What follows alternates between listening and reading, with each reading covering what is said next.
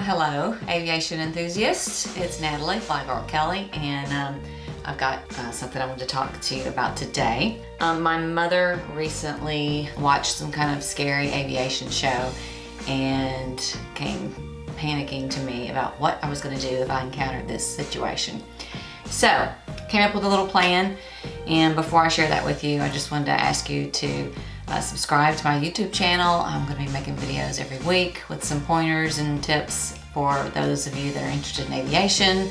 So just check it out and go to my website, flygirlllc.com. There I have products that support women pursuing aviation through scholarships. 100% of the proceeds of the sales of products goes to fund these scholarships. So my mom watched a show, and apparently the pilot had a passenger in the plane with him, and it was like a small, I don't know, just a small 4-seater airplane. He had a seizure, and the pilot was not able to perform his duties. And his friend did not know anything about flying and got on with ATC. Fortunately, the radio was already tuned into ATC, and he was talking to them, and they helped him through.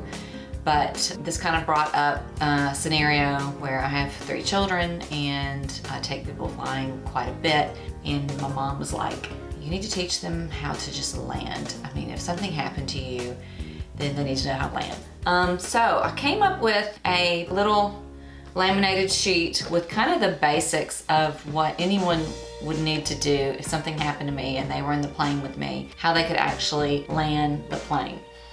And my boys, I'm going to take them up. I have 3 teenage sons. But these are there's 7 steps here that are very basic, and if you have some that you would add on, then please send me a message and let me know. I would love that. Number 1 is tune the radio to the 121.5, the emergency frequency.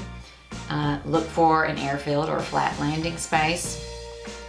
Keep eyes outside looking for obstacles. Add the flaps incrementally, and I put there are 3 increments. Begin a slow, controlled descent between 65 and 75 knots. That's for my plane. I have a Piper Archer. And allow the airspeed to slow, no slower than 65 to 75 as you're coming down to the flat landing spot. That is all I have. I didn't want to add too many details. I don't know if there's something else you would add. I would love to hear about that. But I did think it was a great idea for anyone that's going to go renting planes and taking friends or children flying with them. Then you may just want to have something really simple to put in the plane that, God forbid, something happens to you that could help them get down. At least, if they can tune into the emergency frequency or talk to, on a CTAF or air traffic control, then someone could possibly help walk them through that. But they may not even know how to do that. So make sure maybe you teach them or show them in the plane, this is where you tune in the frequencies, so that they'll have some kind of clue as to what to do. Anyway, that is it. So I would love to hear any of your other points that you would add or steps that you might add to that.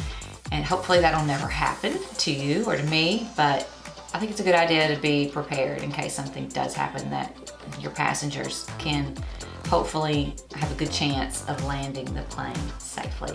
Thanks for watching. Be sure to tune in next week for my next video, or subscribe to my channel, and check out my website, flygirlllc.com. Thank you.